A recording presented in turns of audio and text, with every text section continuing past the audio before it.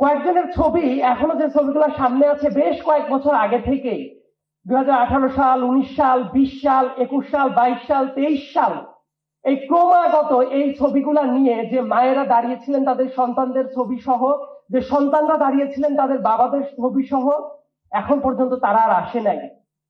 আমার স্পষ্টতই মনে পড়ে আজকে তুলিয়াপা যখন বাংলাদেশের বিভিন্ন জায়গায় গিয়ে প্রোগ্রাম করছে, কখনো মানিক মিয়া অ্যাভিনিউতে, কখনো শহীদ মিনারে, কখনো বাংলা একাডেমির আজকের এই ধরনের প্রোগ্রাম, অথচ একটা সময়ে তুলিয়াপার অ্যাপিয়ারেন্স বিভিন্ন জায়গায় নিষিদ্ধ করা ছিল। আমার মনে আছে জাতীয় এই জাদুঘরের সামনে যখন প্রোগ্রাম গুলা করা হয়, যারা যারা প্যানেলিস্ট হিসেবে আসতো অনেকটা লুকিয়ে তাদের আসতে হতো। সাংবাদিক ভাইরা যারা এই প্রোগ্রামগুলো কভার করতো তাদেরও হাউস থেকে অনেকটা প্রেসারে পড়তে হতো, তবুও অনেক সাংবাদিক সেই প্রোগ্রামগুলো অনেক কষ্ট করে কভার করতেন। এবং ওই প্রোগ্রামগুলো করার সময় সরকারের বিভিন্ন জায়গা থেকে যে ধরনের মকারি করা হতো, বিভিন্ন জায়গা থেকে তো বাধা দেওয়া হতোই।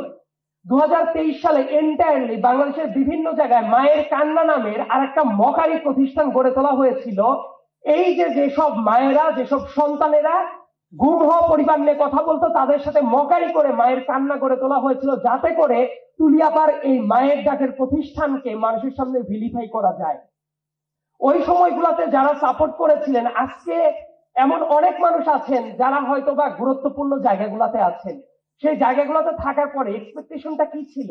খুবই সিম্পল, যারা হয়তো বা গুমের শিকার হয়ে মারা গেছেন তারা আর ব্যাক আসবেন না, কিন্তু প্রত্যেকটা ডাটাবেস সেটাকে উন্মুক্ত করা হয়েছে, যে কিভাবে গুম করা হয়েছিল, কোথায় রাখা হয়েছিল, এই ব্যাপারগুলো, আয়নাঘরের মতো ব্যাপারগুলো আমরা তো খুব বেশি দিন যাবত জানি না। এটা জাস্ট 2 বছরের ঘটনা যখন আয়নাঘর নামক ব্যাপারগুলো আলাপ আলোচনা হচ্ছে। একটু আগেই একজন অবসরপ্রাপ্ত সেনা কর্মকর্তা বলছিলেন তাদেরকে যারা গুম করেছে তারা তো তাদের সাথে একই সার্ভিসেই ছিলেন, এবং অনেকে আছেন বিভিন্ন সার্ভিসে গুরুত্বপূর্ণ পদে আছেন। তাদের প্রত্যেকের ব্যাপারে এই তথ্যগুলা 1 বছর পার হয়ে যাওয়ার পরেও অন্তর্বর্তীকালীন সরকার এখন পর্যন্ত উন্মুক্ত করে নাই। এখন পর্যন্ত রিপোর্ট কমিশনে যেটা জমা হয়েছে 1835 কি 37-এর মতো, এটার ভেতরে প্রুফ করতে হয়তোবা অনেকটা সময় লেগে যাবে।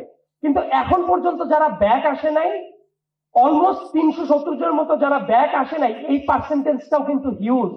তো এটার জন্য যেভাবে কাজ করার দরকার ছিল সেটা অ্যাজ অফ নাও স্যাটিসফ্যাক্টরি লেভেলে না। এই গুমের জায়গাটা পুরো পৃথিবীর ইতিহাসে নিকৃষ্টতম লেভেলে চলে গিয়েছিল Latin America, in particular Argentina থেকে শুরু করে চিলির ওই বেল্ট গুলাতে। বাংলাদেশে শেখ হাসিনা অনেক অপরাধ করেছে, এটা সত্য, তবে অনেক অপরাধ ছিল যেটা শেখ হাসিনার হাত ধরে একেবারে শিল্পের পর্যায়ে চলে গেছে।